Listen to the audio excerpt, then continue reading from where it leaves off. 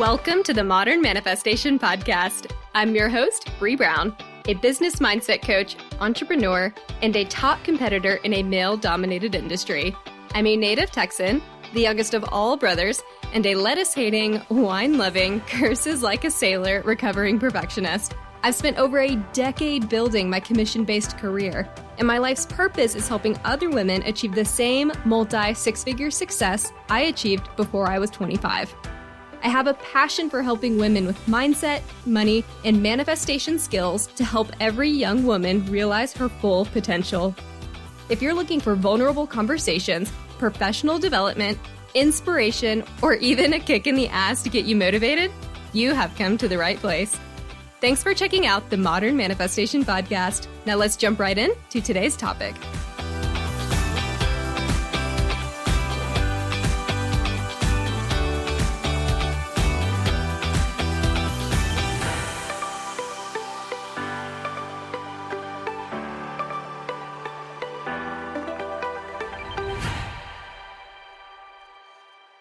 Hello, my MoMa fam. I hope you guys are all doing so wonderfully. This is Bree Brown, your host of Modern Manifestation. Today, I have a little bit of a different interview style. This is more of a conversation with a really close friend of mine, Lindsey Leaverton.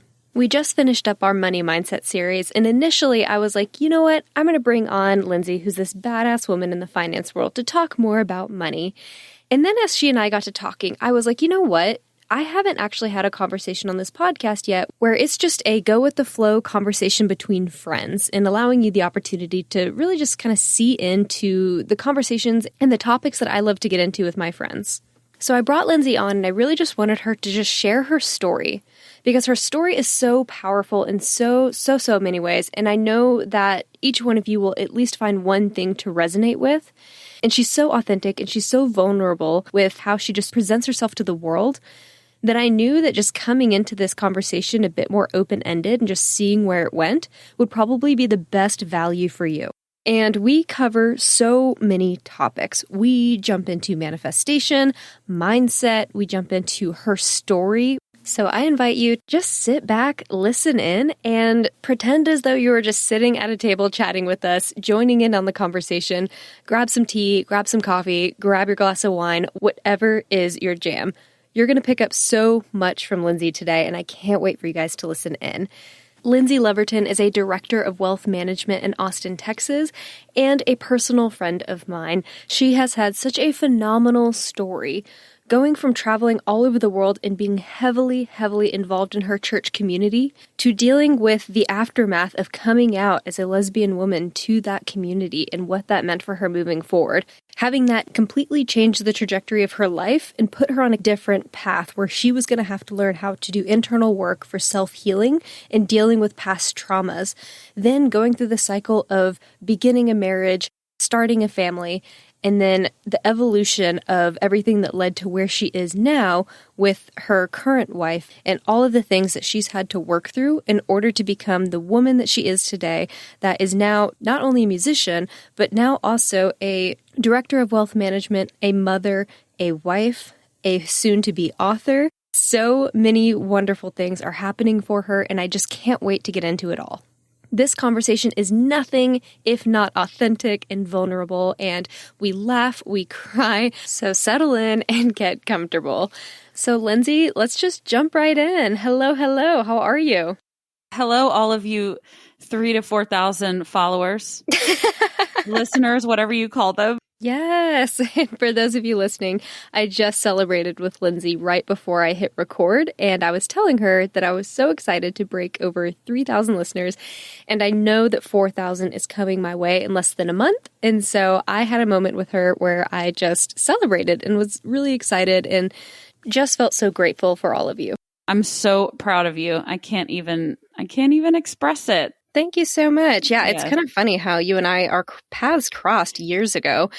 And it's been this wonderful, I've really enjoyed having our friendship because it's really evolved, I would say, Oh my into, goodness, yes. it was like purely professional at first, like very much like we'd get together and talk about business. And then slowly we kind of both came out of our shells a little bit and we're like, oh, you're into like spiritual woo-woo stuff? Same. Like, hello. I know you were the Austin under 40 chair, and we had that very much kind of upfront professional relationship. Okay. Mhm. I was, I'm in wealth management, you're in commercial real estate. And then it just got to where I didn't want to talk about any of that. I wanted to talk about stones and gems. And you sent me that beautiful gift of that gigantic geode gem thing. I don't even know what to call it. Power. I think it was amethyst. Amethyst. Yes. And gosh. And the tarot cards. You've just been you've almost been like a tiny spiritual guide on earth. I love that. Call me the high priestess. I'll add that to my title. I know. Can you put that on your business card? What if your business card was a tarot card? I don't have any for MoMa, but I just might get them and put that on there. There you go. High priestess of MoMa. I love it. I actually it's funny you say that. I went to a women's retreat about a year and a half ago. And this was like when I first started getting into like the spiritual and the woo-woo stuff a little bit more intentionally. And I had like 3 women come up to me during this women's retreat. And keep in mind, like I was still kind of skeptical about this whole world while I went. And they came up to me and they were just like 3 independent women who didn't talk to each other that I know of and weren't interconnected in any way that I could find or see. And all 3 of them at different times of day were just like, I just wanted to let you know, I had this random thought or I had this dream, or while we were in there doing yoga, this thing came to me. And all 3 of them were like, you're the high priestess. And I was just like, what? Bree. It was really cool. I was like, wow. I kind of thought you were kidding, but now that you've gotten that, and I think it's really fascinating that it was 3 people. If you get into numerology and all of that, now you have to do that on your business card. Well, part of me is like, well, that feels a little egocentric to be like, I'm the high priestess, but I've looked a lot into it. And I think it's more so just like speaking to the journey that I'm on and how I am really trying to become enlightened myself, and just by nature of my excitement around it, I am able to meet wonderful people like yourself. And there's so many people around the Austin community that I've really gotten closer to, that we started off in a professional relationship and now we have a much deeper and closer relationship because we've allowed ourselves to dive into this world and get a little bit more vulnerable with each other and talk about it. So I think that that's what the universe was intending with me whenever they were giving me that sign. Well, and it really, it solidifies those business relationships too. Because if you go beyond, just the business and the surface, like you and I have, it makes those bonds even stronger. So, and I think, we all have a little bit of that high priestess in us because we are all divine. So I don't think it's egocentric. And if somebody thinks it is, it says more about them than you. Preach. Love that. Preach it. Self-stop. I'm like, yes. To help people get to know you a little better, I'd love to jump in by having you share your personal story that talks a little bit about your journey, especially because I know that you've shared a little bit with me about going from the church to your music career, to a nonprofit industry, to touring, public speaking, later on in finance, and all these other things that are now coming to fruition for you. I know that's a lot to unpack. And so it might not be such like a quick intro as much as just like, what's your story? But I'd love to have the listeners hear how your life has unfolded to lead you where you are now.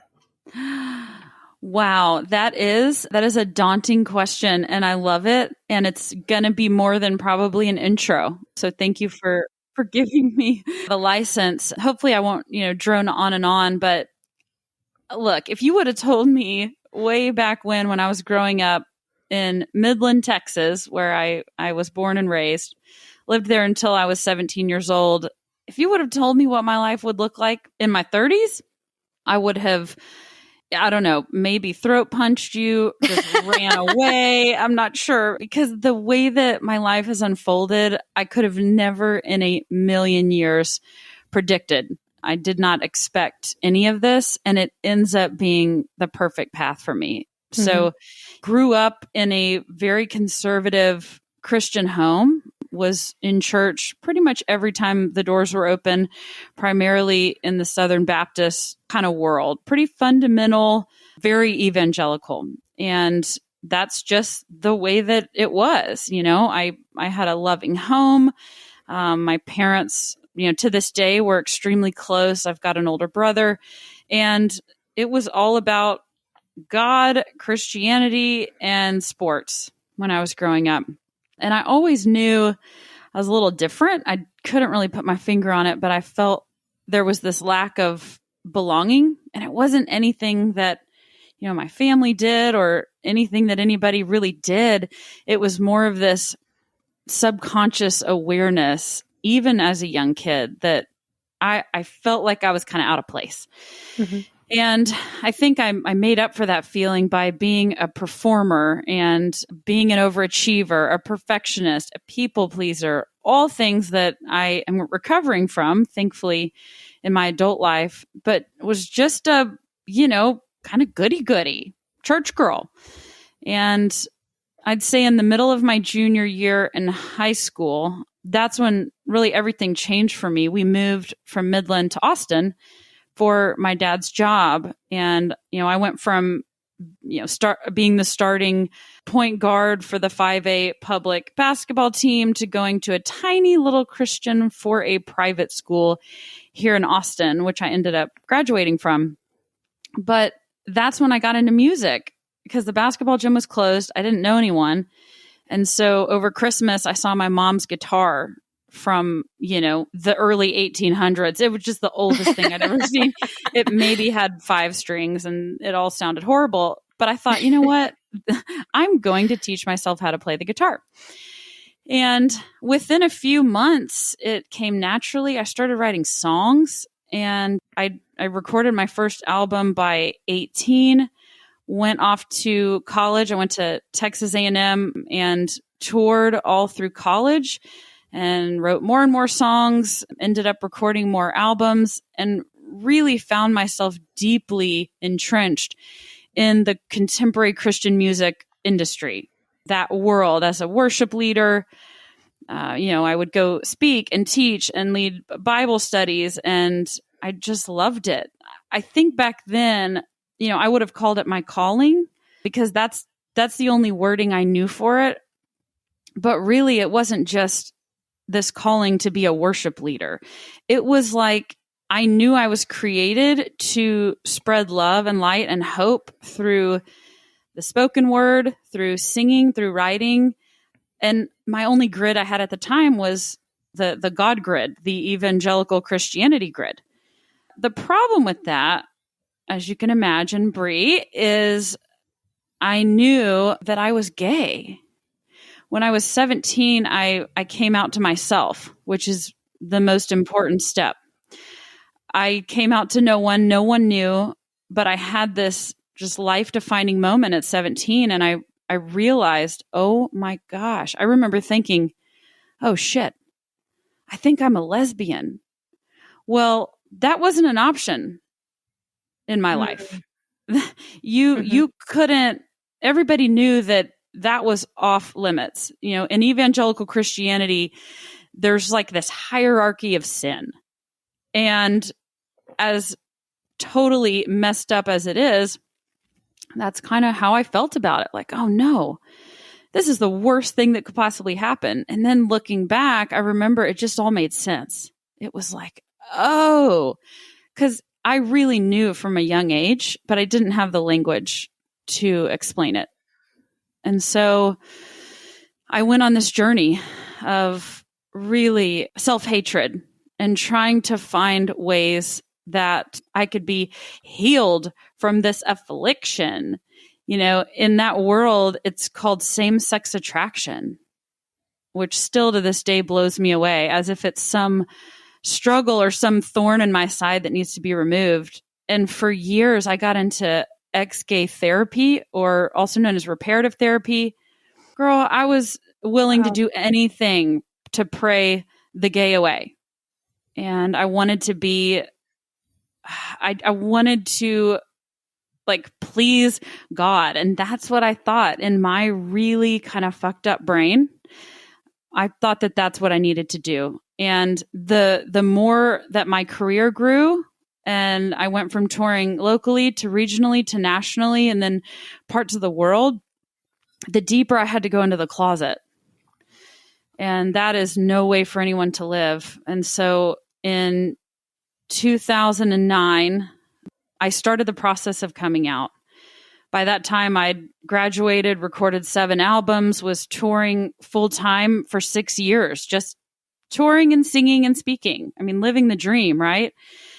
Except also miserable and despondent. And I remember being 21 and literally praying a prayer that God would kill me in my sleep or wake me up straight. So that just shows the level of homophobia I had internalized. And I had no idea that most of what I'd been taught about this specifically was profoundly wrong. And so I came out, I started to tell some close friends and family.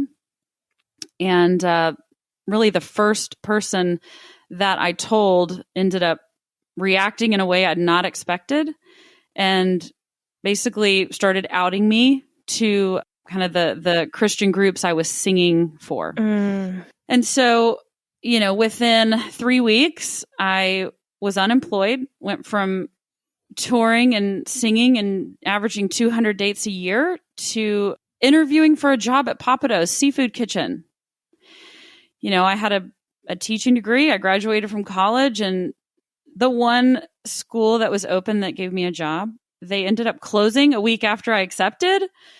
So I hope this isn't too detailed, but, it really is a part of the way the journey unfolded. So I went from singing in front of all these people to cleaning up breadcrumbs off the carpet, for less than minimum wage. And I didn't even get to be the happy birthday singer. Carl was the happy birthday singer. And I'm not going to go up there and be like, hey guys, I have 7 albums. I think I should really be doing this gig for the birthdays. And 6 months after, waiting tables and just feeling lost, like what on earth am I going to do? I also realized how free I felt. Because I had finally, it took years and years, but I had reconciled my faith with my sexuality and went on this journey where I no longer hated myself, but I accepted myself. I dove into like how I was created. I know this isn't a choice. And it was a slow process, but my higher power, whom I call God or love intelligence, was so patient and loving. I remember praying a prayer before New Year's Day of 2010, and I was waiting tables, and I just said, I'm ready for the next thing. Nothing against waiting tables, but gosh, I missed just having a greater impact.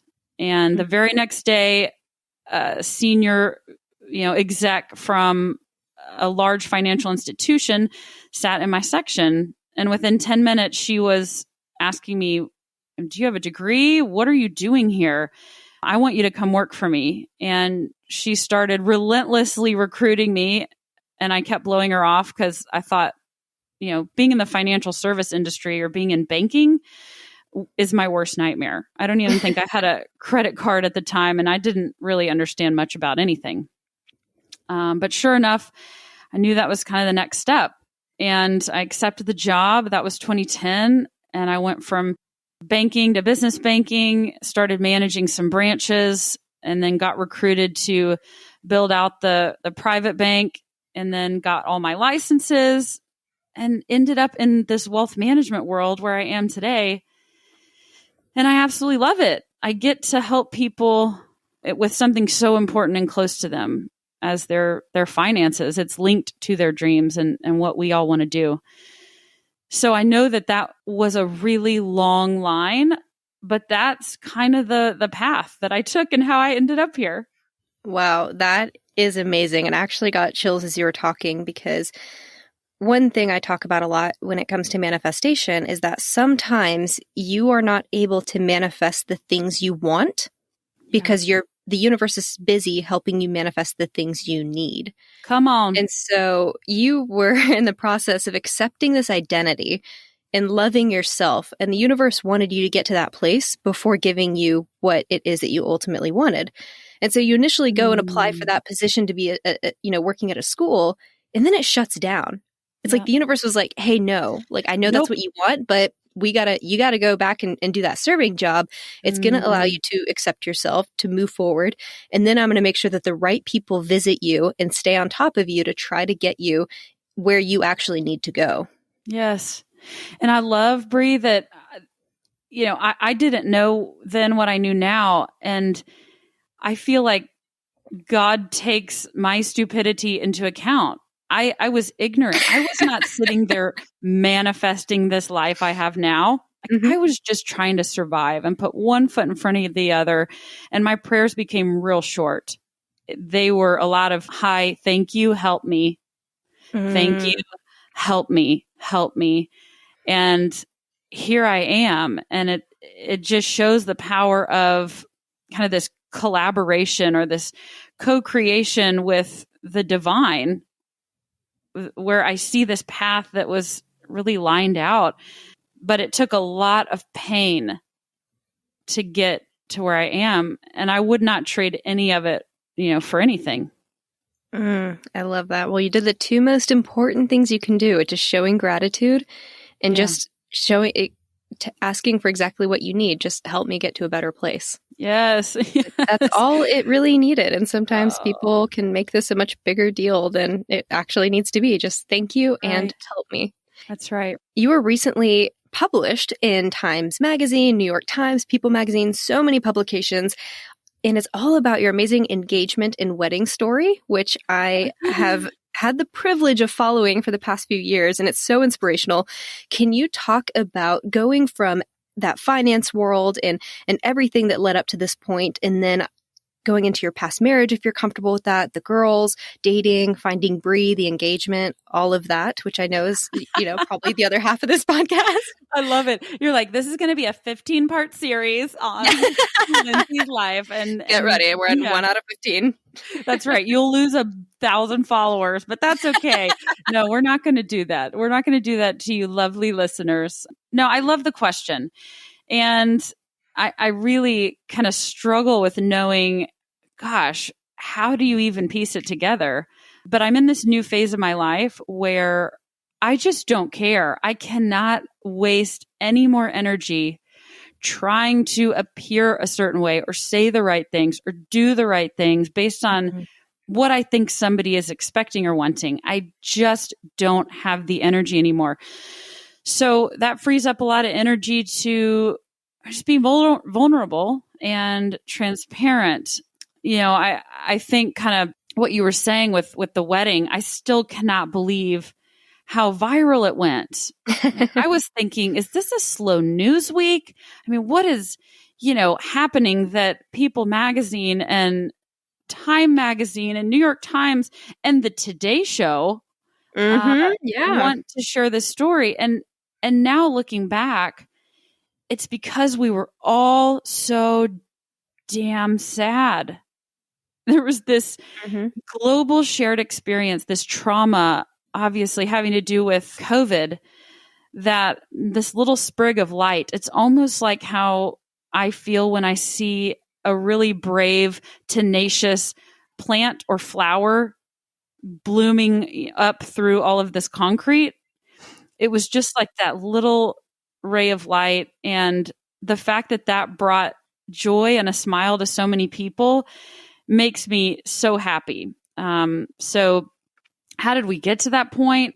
I had, in my first marriage, I'd met and essentially fallen in love with my tour manager and my drummer back in the day when I was touring.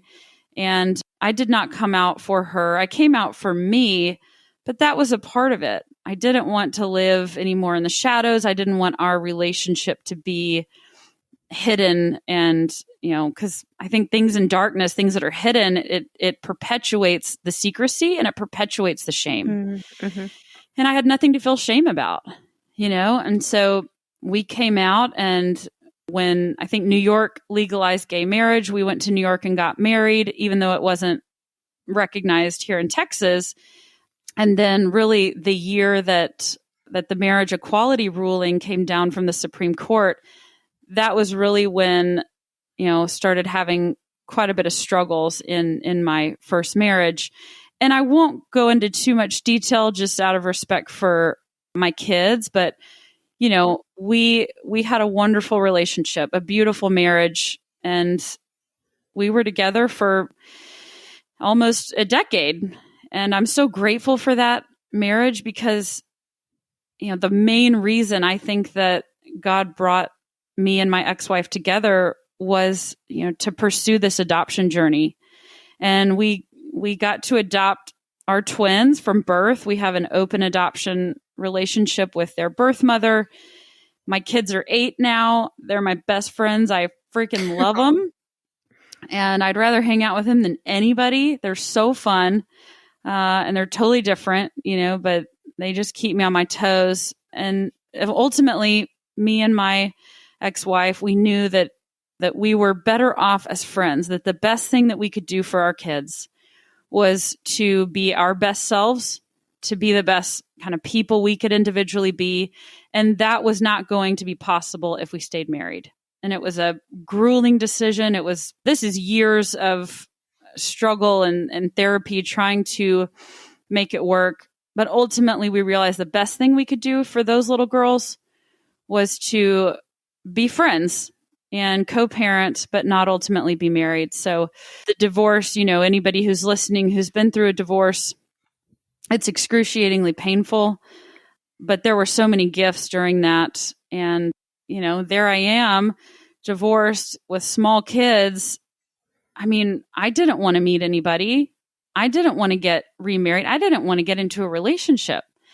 I was happy to just be a rock star mom and, focus on my career and just kind of do my thing.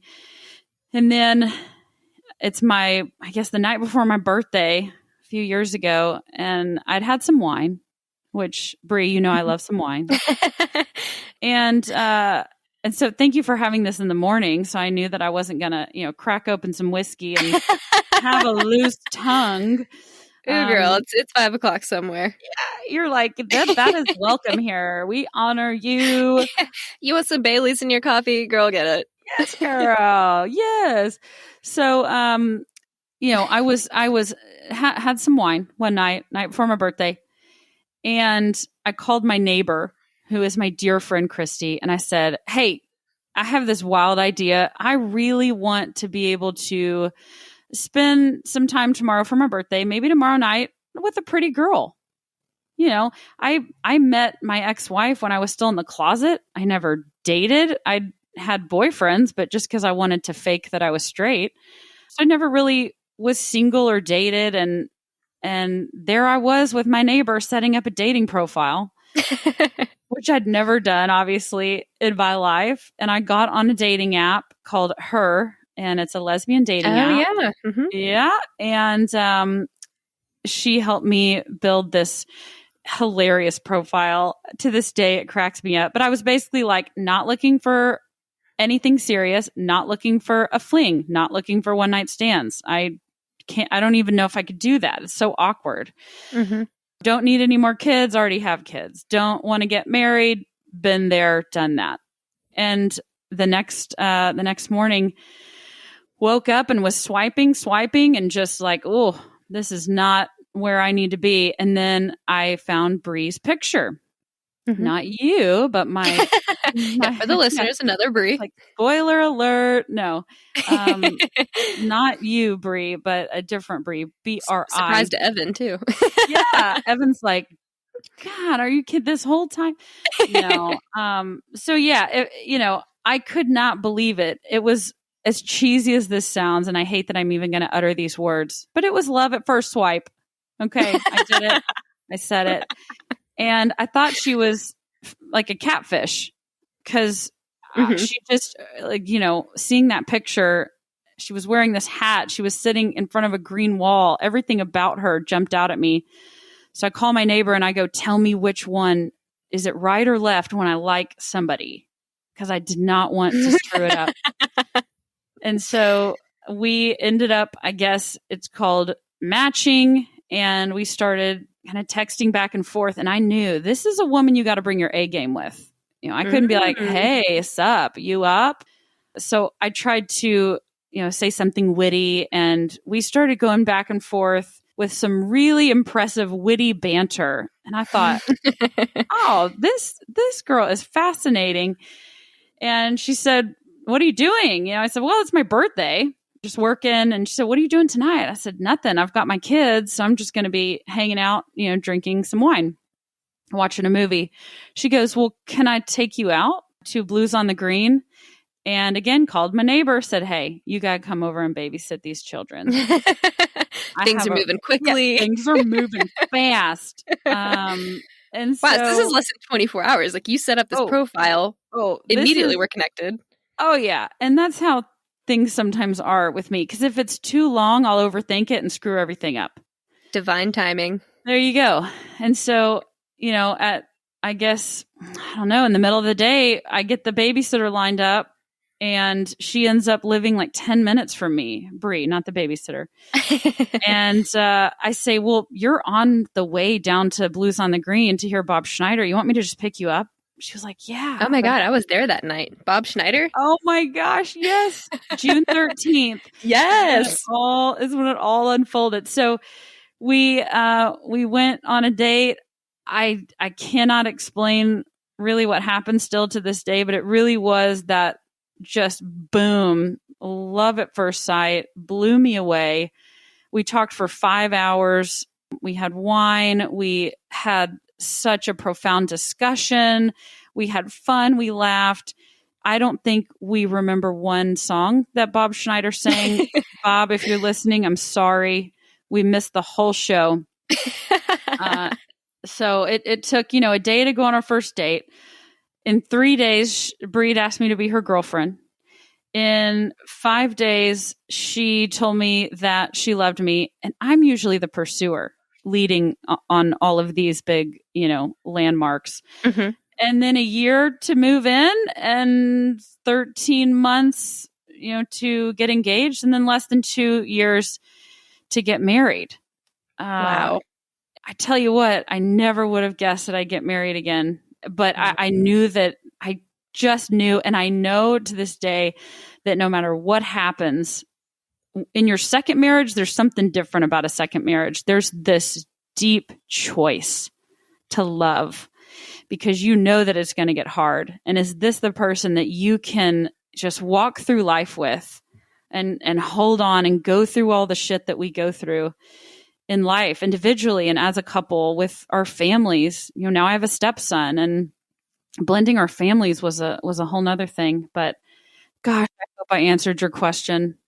No, that was amazing. And it's bringing back some memories for me as well, because I'll never forget, you and I went to lunch at the Grove, and you were telling me about her, and it had only been like maybe a month after you'd met her, and you were like, I found the one. Yes. And I was like, wait, what? I ever talk like that? I don't talk like that. I know. That's why it was so shocking to me. I was like, wait, hold on. I saw you like 6 weeks ago. What do you mean you all of a sudden found the one? Last time I spoke to you, you weren't dating. Last time you spoke to me, I probably said love is cruel. Something along those lines. Yeah. I'm like crying in my mac and cheese listening to Adele's Heartbreak album. And then I just I dove into the work that I needed to do to heal and love myself. And, this is a couple years after my divorce. So I really I felt whole. I didn't feel like I was a partial person looking for my missing puzzle piece to make me whole. Forget that. Mm-hmm. And then I found Bree, and she also had been doing the work and was this whole individual. And yeah, I mean, we both had proposals. That's a whole nother story. I want to be mindful. Also on TV. It is. It's all on TV. So I'm going to find those stories and link them in the show notes. Please do. Yeah. It's so just I'll touch briefly, Bree surprised me and asked me to marry her at Pride. So what a great, place to get engaged. And then I had planned my engagement to her about a year in advance. And I surprised her with this trip to Albuquerque. She always wanted to go to the International Balloon Festival. And so I got us a private hot air balloon, and it was the first time in the history of the balloon fiesta that they grounded all flights due to fog. And so we got to be in the hot air balloon for 3 hours that morning on the ground. And it never took off, but it just was crazy because a news team from New Mexico ended up coming over to us, and I was able to be sneaky and show them a text and say, I'm going to propose in the air, but if this flight gets canceled, I'm going to just do it on the ground. And so you might want to stay around. And they got the whole thing on film. It was on the news, and it cracked us up. It's been this constant theme, Bree, of hurdles and then clearing them, and then a brick wall, and then going around it, and then, a massive trauma, and then pivoting. We had to get out of the little basket. And I said, hey, before we go, I have a question that I need to ask you. I got down on my knee and proposed. Of course, she said yes. It was beautiful. Hundreds of people that were looking at us and cheering. And this woman came up to us after I proposed and Bree said yes. And she said, my daughter is here and she's right over there. And she was so moved by what she saw. She wants a hug.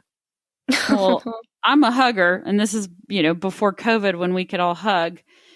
And I said, where's this girl? Not knowing if she was 10, 15, 25, and she's probably about 8 years old. And she's, about 10 yards away from us looking at us. And I open my arms and she comes to me and Bree and we hug her. And she doesn't really say anything, but we just hug her. And the mom's crying. The little girl starts crying. We were crying. And the mom was just like, thank you so much. That really meant a lot to us. I still to this day don't know if that little girl maybe was understanding her identity. Maybe she knew that she likes, girls. And I would have given anything to have that moment when I was her age, to see two women saying, yes, I want to marry you. And so it just goes to show that when our plans are totally foiled, the plan A, the plan B, those are the most overrated plans, in my opinion. It's the plans C, D, E, all the way to Z sometimes, where that magic happens and the path unfolds that I think is better than the original path that we created in our minds. 100%. I love that. Bree. We are going there. I love it. Man, that's beautiful. Because, to your point, you have no idea what the impact that moment was on that little girl's life. Yeah. And that could have been such a profound moment. Maybe 10 years from now, we'll be hearing from her. And she'll be like, oh, this one time. And that's what gave me the inspiration to live my true life, or, was inspired to do X, Y, and Z. We just have no idea what the ripple effects of something like that could be on a young mind. I know. And, we planned our dream wedding at Hotel Ella, downtown Austin. Everything was planned to a T. Again, in respect of time, I won't go into all the details, but we started seeing the COVID numbers and started to realize, oh, this is coming in hot. This is coming to America. The 15 people that a former president said would disappear. We knew that wasn't going to happen. And we saw the numbers continuing to go up as the number of people that could gather continued to go down. It became very clear that we were not going to have this dream wedding. And so, it got canceled, and we thought about postponing it, rescheduling it for a year out.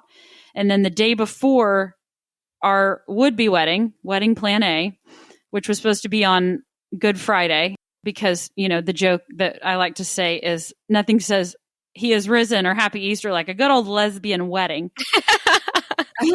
So the day before our would-be wedding, I get a phone call, and it's my dad, who's my best friend in the whole world, who just had recovered from triple emergency bypass surgery. And he said, I have COVID. And this was April 9th. So Oof. pretty early on in the situation. And I just sunk. I felt the life go out of my body. And that very next day, I didn't want to wait. No one's promised tomorrow. I'd never forgive myself if I had postponed this wedding. And for some reason, my dad couldn't be there. And so within 17 days, we had planned an entirely new wedding at a drive-in movie theater in Buda, Texas, in the middle of nowhere, with cows in the pasture and 90 cars, the most COVID-safe wedding that we could possibly plan. We got married on a Tuesday. It went off without a hitch. Well, there were a lot of hitches, but it just all dovetailed. Exactly. It all worked like it was supposed to. And I would not trade it for the world. And this drive-in movie theater, COVID wedding, my parents were on the front row in their car. And no, my dad didn't get to walk me down the aisle because obviously we were all social distancing and quarantining, but my daughters got to walk me down the aisle. And there is so much power in, sorry, I'm like getting emotional, but there's so much power in that moment, getting to walk with my girls down the aisle as I'm committing my life to this woman who has meant so much to me. And I see my parents in their car and not being able to hug them or hold them. It was this beautiful moment where I held sorrow and joy in the same moment. And it just clicked for me that is life. That is the balance. That's the yin and yang. That sometimes in our most beautiful, joyous moments, there is an anchor of sorrow. And then on the flip side, some of our most sorrowful, painful moments, there is an anchor of hope and joy. And so, yeah, I'm going to collect myself here for a second. No, take all the time you need. I think people can relate to just the pain that we've been going through during this time. And look, I know I have it so much better than most people. My dad thankfully recovered and is healthy. My mom got it too. She's healthy. So like you said, so much to be grateful for. I'm still in awe of how everything unfolded. I love that story. I mean, I'm trying not to get choked up myself. I know. I'm like, you didn't know I was going to be, snotting all over my microphone over here. To be fair, I never know what these interviews are going to be, and that's what I love about them. Me too. Well, and that says a lot about you as a host. You say you create this space and you cultivate this culture of transparency where we can just talk freely. And hopefully, as you and I are having this conversation, we would be having this conversation over lunch. But the fact that we're doing this on, a podcast, my hope is that people listening, even if it's just one person, that they would find some semblance of healing in what they're hearing. I've heard these components of your story over the years, just knowing you and within our friendship. And it's just amazing too, just to learn. It's like every time I learn a little bit more about you and your thoughts in that part of the journey and where you were mentally. And I just love having you go through everything in sequential order, because it just, I have so much more respect for, not that I have ever not had respect for you, but I just like, it's just like this overwhelming feeling of just like, God, she's such a badass. I've always known this, but it's just like, it's just such a pleasure to have a relationship with you, both within a professional sense, but then also in a personal sense as well. Hey, you spot it. You got it. You're the badass. I so appreciate that. And I know, speaking of badass, you are in the process of writing a book currently. Are you allowed to talk about what that's going to be about and when we can expect to be able to grab our own copies? Yes, I think I'm allowed. I hope so. If not, I guess I'll hear from the publishing company. But yeah, I got to this insane point where I've been wanting to write this book for, decades. I mean, literally. And I never really knew how. I didn't know how to start. I had analysis paralysis. I made up all the excuses in the world.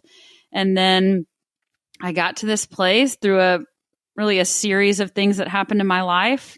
And I knew it was time. It was like, this book is begging to be written. And I started writing. I submitted my kind of preliminary manuscript idea to a publishing company based on a connection I had made years and years ago. And they accepted, the proposal, which totally surprised me because they said they turned down 99% of submissions. And so I've been working with the team, my editor, and I've already written 60,000 words in a few months, which just shows how much I've needed to write this book, really to heal myself. As selfish as that may sound, so much of what I'm writing and what I'm writing about is this journey in kind of self-healing. It's what I used to do with music and writing songs.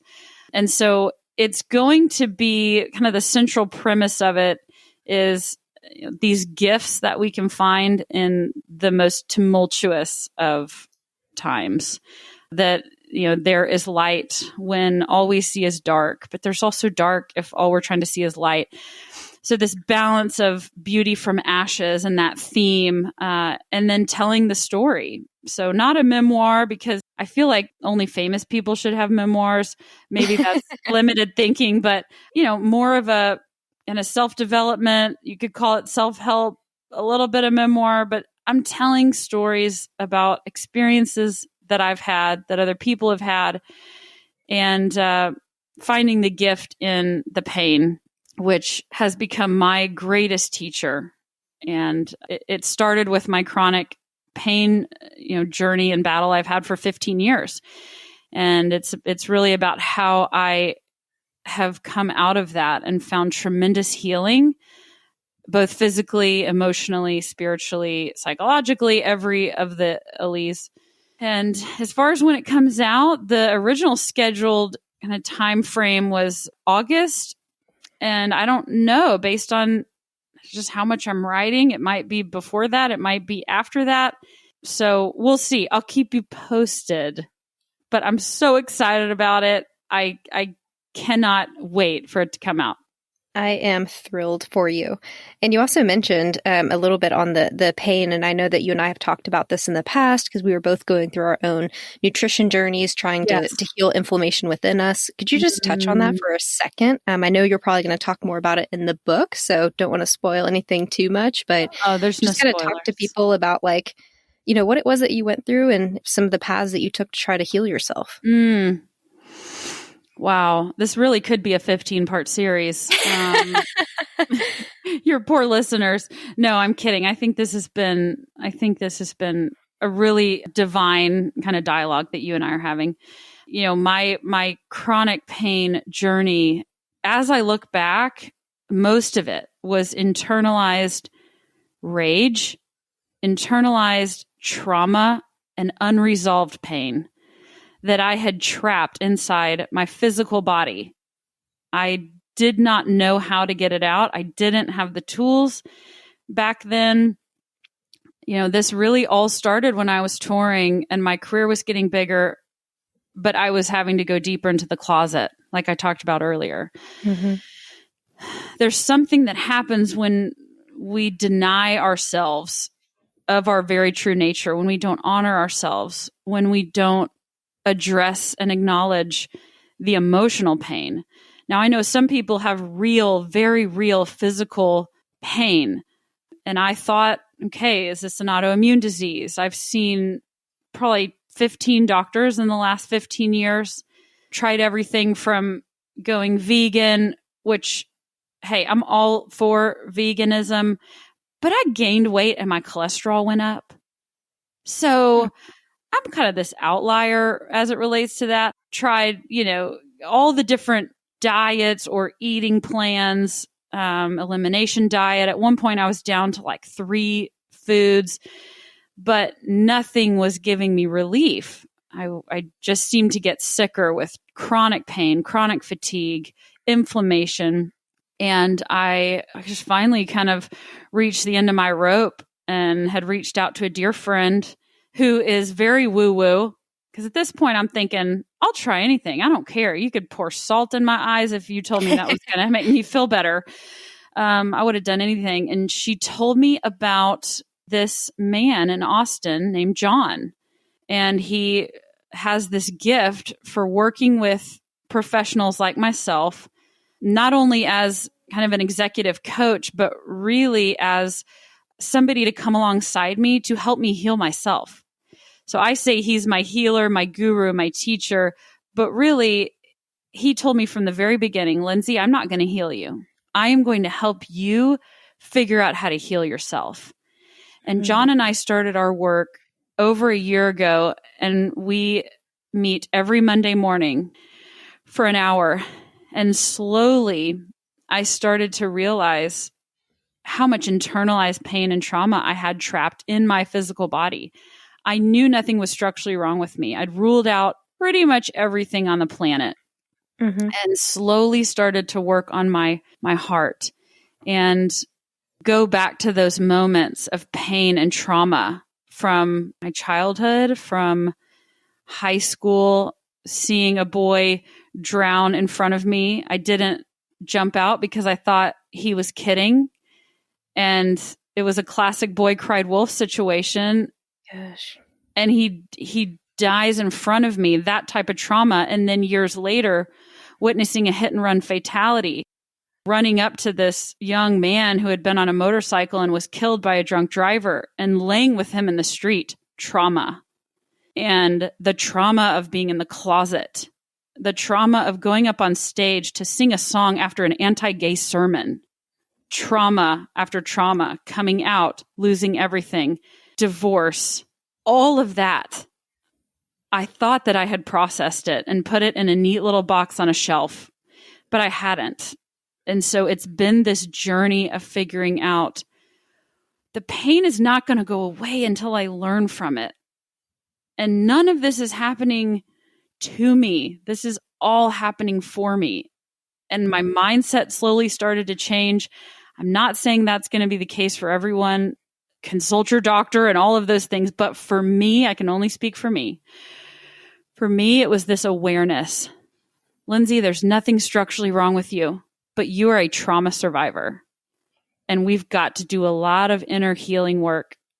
And the more that I got healthy internally and became aware of my feelings about the trauma and unpacked shame and guilt that was perpetuating these patterns that I so badly wanted to defeat and change in my life, doing that work and committing to that work has brought me so much physical healing. And I want to take care of myself now. It's not every day. You know, I fail miserably, flat on my face, more times than I can count. But I don't live in excruciating pain all day anymore. And I'm so thankful for that. Wow. And you are doing this while balancing so many other things. I mean, I know you're trying to handle your past trauma and heal yourself internally. And at the same time, you're dealing with all of these, what a lot of people would consider very negative things and these traumatic experiences. And then you're also, on the other hand, talking about balance. You have all these wonderful things going on for you, like the wedding and the book and your career. And in the past, you've had music, you're a mom, you're a wife, you're writing a book, personal development, all of that. How is it that you're able to manage that alongside, I mean, just everything you have going on? Where do you find that balance, or how do you keep yourself from going nuts? Oh man, that is such a hard question. And I'm going to answer it as real as I know how. I learned early on in this pandemic that I cannot manage any of it. Like, I cannot manage working from home with 3 kids under 8, trying to be a homeschool teacher and have back-to-back client meetings on Zoom while trying to figure out, these online platforms that my kids are doing with school. Yeah, with the wedding. I mean, just everything that's happened over the past year. it honestly culminated into a pretty big emotional breakdown last night and this morning. So often, if I'm on a podcast or I'm doing an interview or whatever the case may be, I'm usually in a really good place, a whole, strong, resilient place. And I am on this podcast with you today, Bree, and I spent the majority of my morning in tears, almost to where I was going to call you and say, hey, I am having a really hard day. And you know, if I actually say that it is extremely hard because my like bullshit meter is very high and I can handle a lot. Mm-hmm. So, you know, if I'm saying, hey, I'm struggling, that usually means I'm really struggling. And so I don't balance it well. I don't know how. I don't know how to manage it. I've stopped trying to manage it. And I really try to live in the present moment. As tired as that phrase may be, and I can almost feel people rolling their eyes like, oh, here we go again, you know. But I have got to stay in this moment. And earlier, my moments this morning were painful. My moments last night were painful. And instead of just shoving it down like I've always done to get through the day, to get through the next thing, I let myself feel it and I let it come out. And last night, you know, I laid with one of my daughters and I allowed myself to cry in front of her because I think that's important. And essentially, I was just really struggling because some days I feel like I'm failing my clients because I'm trying to prioritize my family. Other days I feel like I'm failing my family because I'm trying to prioritize my clients. There's all these plates that we all have spinning. I know that this is not unique to me. And some days I'm just thinking, which plates can we drop today that it's going to be okay if these plates drop? And I've really got to get back into meditation. Like that for me is what keeps me grounded. And for me, it's transcendental meditation. It saves my life. And when I veer from investing in myself, it all breaks down.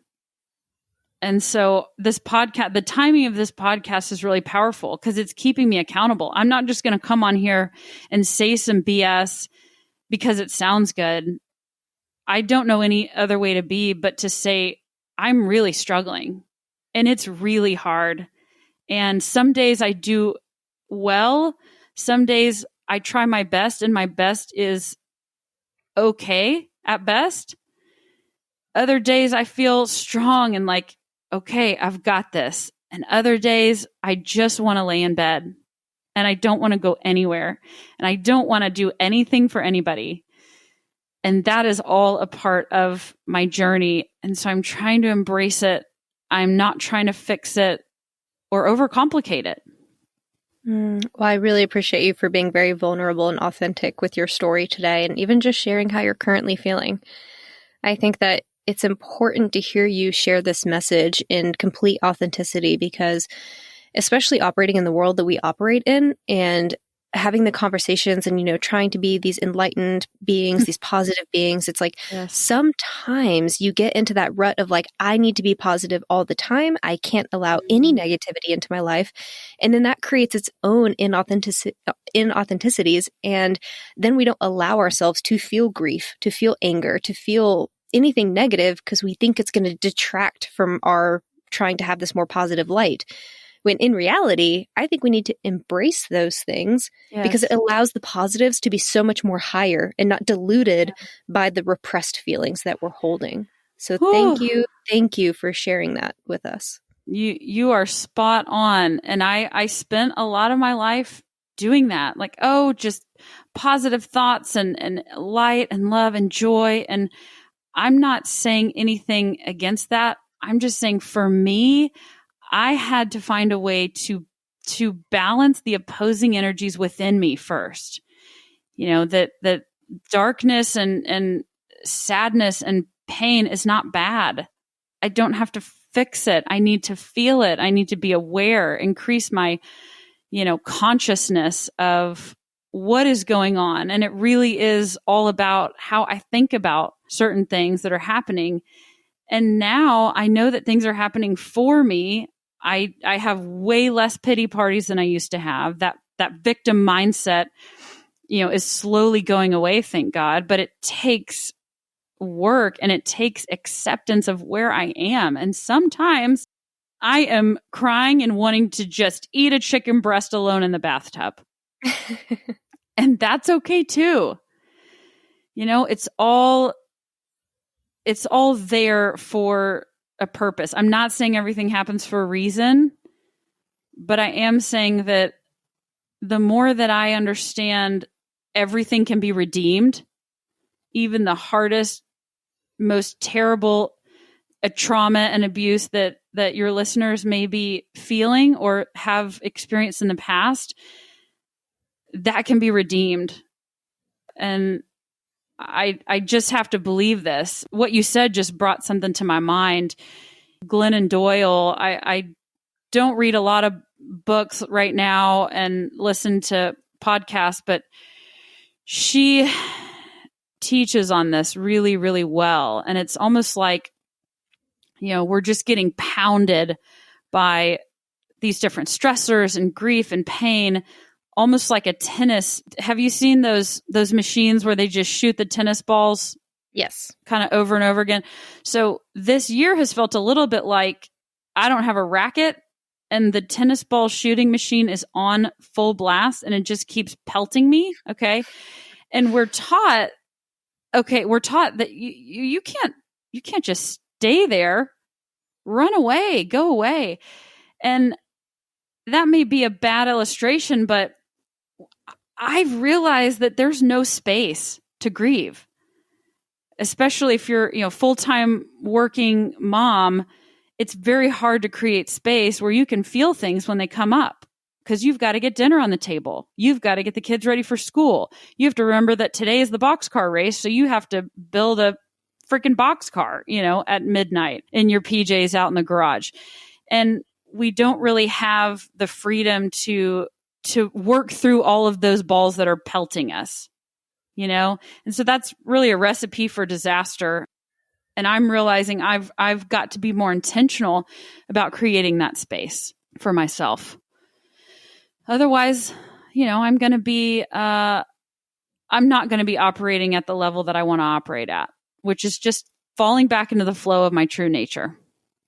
Mm.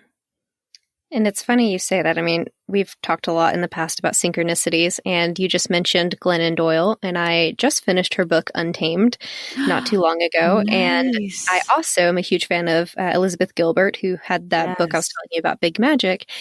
And those two are really the most profound influencers for me in terms of actually getting me to meditate and changing my language from what I should do to what I was going to do and now actively do and make a part of my routine.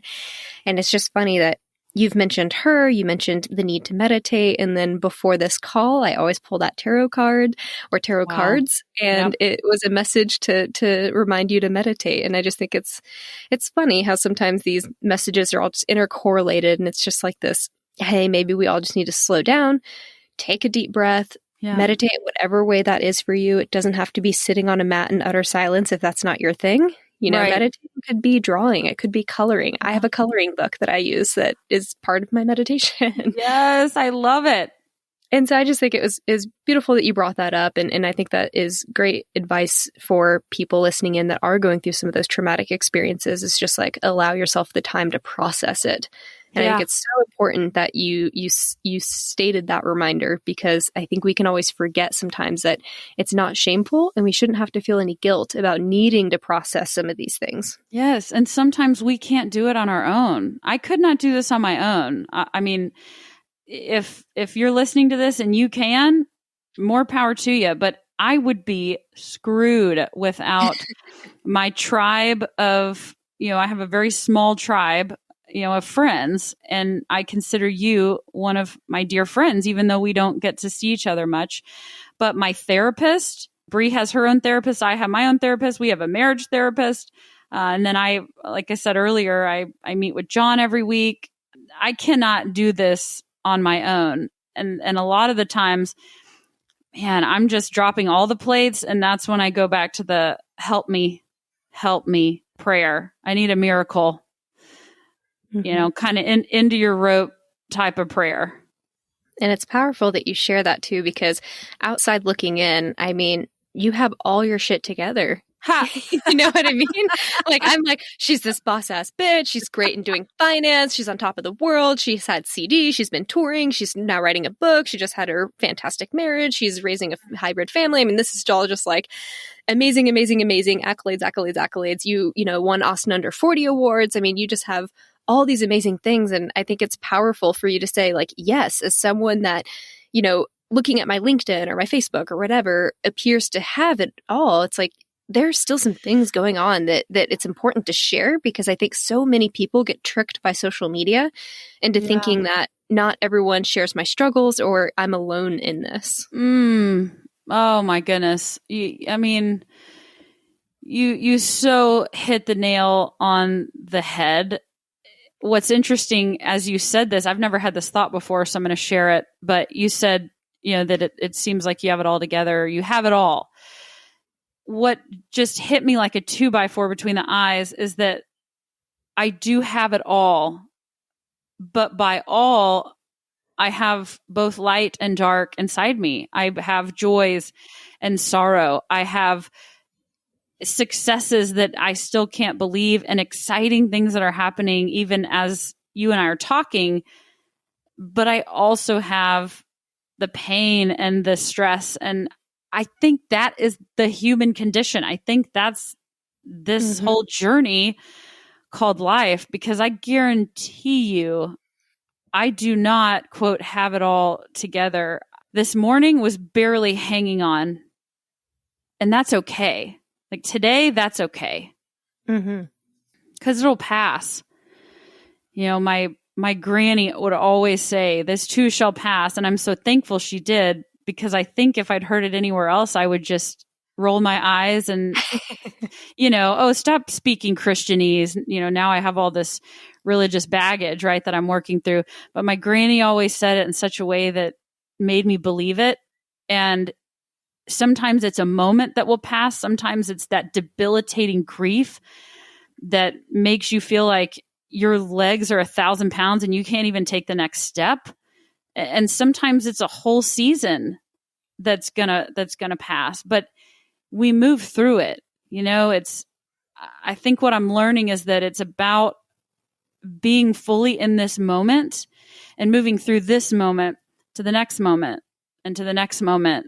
And some moments are awesome and other moments are, you just feel like you got smacked in the face.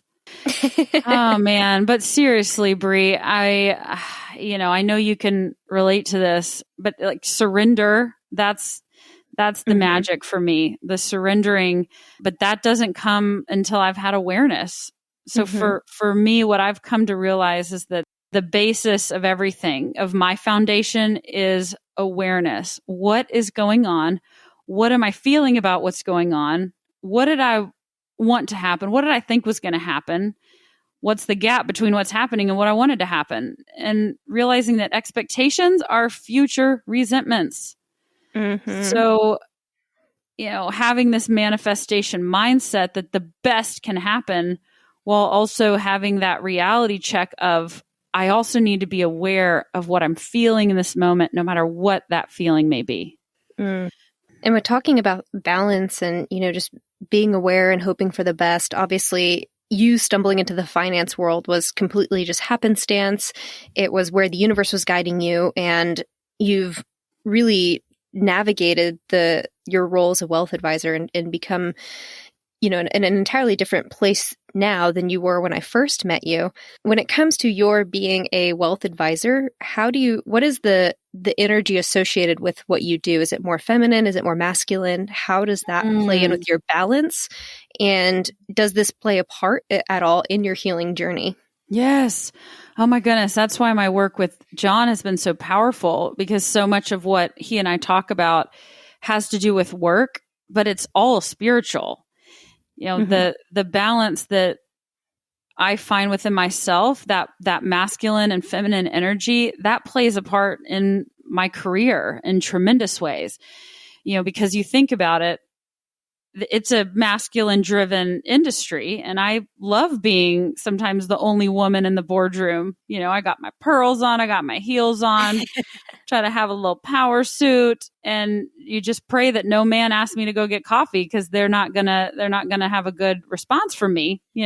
I may flip over some tables like Jesus did in that one story in the Bible when he got real pissed, which is one of my favorites. I love a good angry Jesus sometimes, Talk about what would Jesus do? Yes, flip over a damn flip table. over some tables. And so balancing the masculine energy and the feminine energy within my own self, as I heal myself and as I bring these seemingly opposing energies into alignment, I'm having so much more alignment with my clients.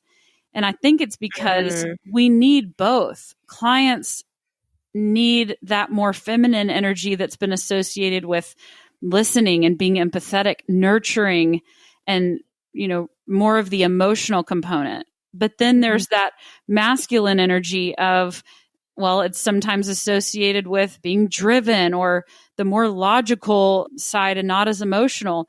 I think that it's all fluid. And, the more that I can bring those two seemingly opposing energies into alignment and harmonize those energies, which I have a whole chapter in my book on that, that is a gift. That internal conflict, that internal tension, that is an opportunity to find that gift. And the more that I heal myself, I am able to bring so much more value to the clients that I help, each day with their journeys, whether it has to do with finances, money, or not. We all have this shared experience of, and we're trying to do the best we can. And my job, and it's something you've done so beautifully today, but my job is to cultivate that environment of safety where my clients feel welcome. They feel safe to be themselves. They know they're not going to have any shame or guilt. I'm not going to judge them for whatever's going on. But that only happened because I'm not judging myself. I'm accepting myself. So they're feeling that energy coming from me the more I do that internal work. So many good nuggets in what you just said. And I think that there's so many important messages throughout this entire podcast that we've had, but I absolutely love that you just shared that, because there are so many women that wonder, I'm hearing about balancing these gender polarities, the feminine and the masculine, and yet I like my industry and it is a male dominated industry. And so do I need to leave because it's not necessarily in line or maybe cultivating that feminine side of me? And the ultimate answer is no. Do whatever makes you happy. You don't have to leave a male dominated industry or a masculine industry or whatever just because you feel like the balance isn't there, because that comes from within. And you can make whatever career you want work for you as long as you are doing that internal work. Yep. It is, not to oversimplify it, but I tend to overcomplicate things. It really does begin with me. That's another prayer, is let it begin with me.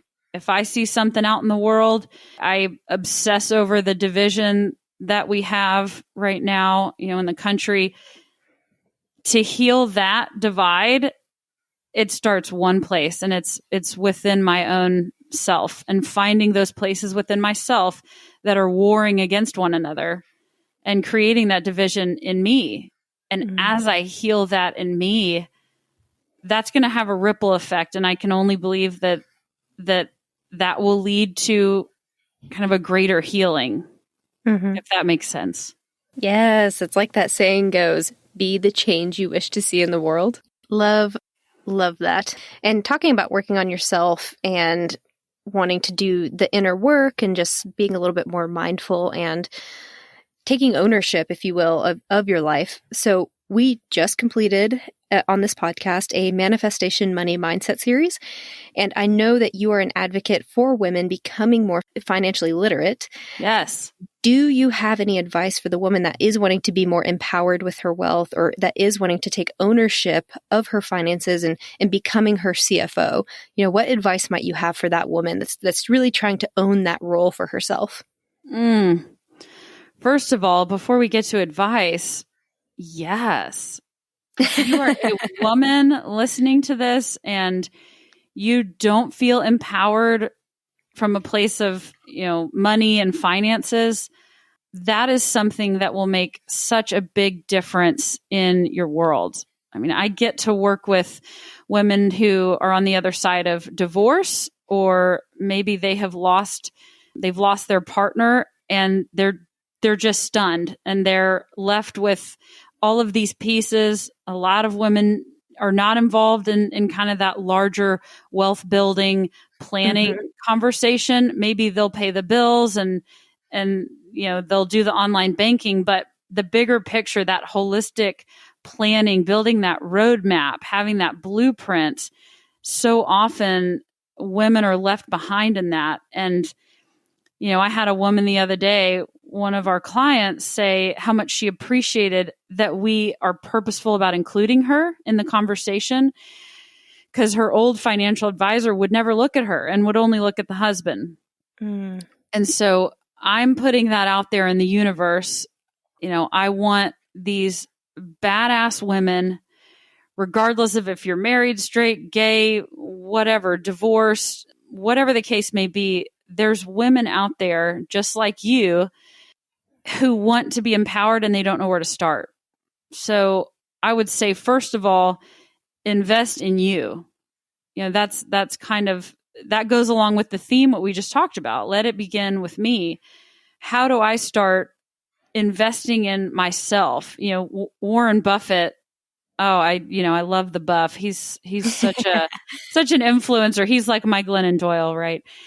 He says the most important investment you can make is in you. And he told his wife that. And he said, hey, if I ever die, just know that the most important investment you can make is in you.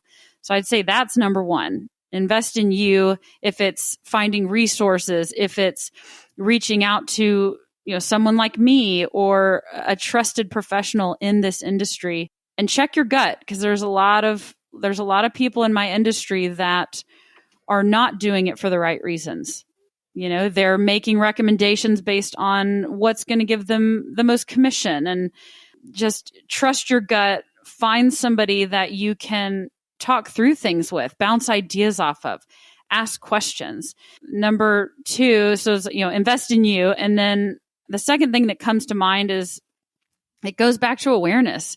Increase your awareness. I mean, it really is, the onus is on us to own our journey and to educate ourselves and avoid that herd mentality of, everyone else is doing this, or haphazardly spending money, or, the stock market's doing great, I'm going to throw all my money in there.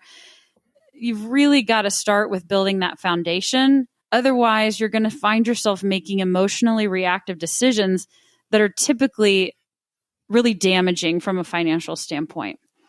And so, again, owning your journey. There's no prince that's going to come and sweep you off your feet. There's not a money fairy, the last time I checked. And so it really does take making a decision. The easiest thing for people to do is nothing. And that is sometimes the most damaging thing to do. So, and third, I'd say identify the gap and the goals. I teach a kind of money 101 class to the students or the kids of our clients. And we talk a lot about the gap theory. There's a gap between where you are and where you want to be financially. And it's not a gap to be judged. It's just a gap to be noticed and addressed. And then we start to figure out, how do we get from point A to point B in the most efficient manner, knowing it's never a line. And it starts with taking those first few steps. And then once you take those first steps, it makes those subsequent steps so much easier to take. And that's why I do what I do. I love to co-create these blueprints with people, with clients, specifically women, and watch them grow and watch them take back control of their financial life and grow with them and get to see them pursue this whole other side of their lives that they didn't even know that they had. And watching women become these badasses, like owning their own financial journey, that gives me so much joy. Love, love, love that. So where can people go to find out either more about your book, any social media tags, anything that you want to share to help people find you? Where can they go? I'd say, gosh, I'm really bad at social media. I just signed up for Twitter yesterday, 15 years late to the party. But I do have an Instagram, but the way more fun one, because my wife is so much better at social media, is our couples page, which I never thought I would have an Instagram couples page, but here we are. No, I actually love it. We do just some really silly random stuff, to try to bring some light to people's lives. So that is at the.mrs.levertons. And I guess we can just put the link somewhere, but I will tag your Instagram in there. That way, if people want to get in touch with either yourself or Bree or hear more about your story, they have a way to connect. Awesome. I love it. Well, I have really enjoyed our time together. I have really, really, really appreciated your vulnerability. And I don't say that lightly because I love the level of authenticity that you brought to this conversation. And not having any idea where this was going to go today, I absolutely love the direction that it went. Well, it's so much easier and I conserve so much more energy just being real, even the good, the bad, and the ugly. Love it. Well, thank you so much for joining me today. And I can't wait to connect with you again because I'm sure we're going to have to do a follow-up once your book is out and all these other things that I know are on the burners and potentially to be announced here within the next 12-ish months. Yes. Yeah. We can give a little bit of, what would you call it? Dangle a carrot? I don't know. Like a preview or like a... You know what I'm talking about. Yeah. Whatever that word is that I can't think of right now. I always get my phrases messed up, so don't even ask me. I love that. There may be a movie, so that we'll see. Y'all can manifest that with me. But there's some balls rolling with that as well. So it's just, it never surprises me what life holds. And so I think, if I can kind of close the time, it sounds so formal, but I really have had this thought permeating my heart as we've been talking. And so I want to end on that, if that's okay with you. Of course. And also, obviously, thank you times a million for being brave enough to have someone like me on your podcast, because you don't know where it's going to go. It is a risk, but a beautiful risk. It's a beautiful risk. Oh, I love that. But as I've been talking with you and having this theme of manifestation, whether or not it's in life or with money, it really, I guess the challenge that I would give to your listeners that I'm giving to myself is, it's this quote from Eckhart Tolle, and he says, realize deeply that the present moment is all you have.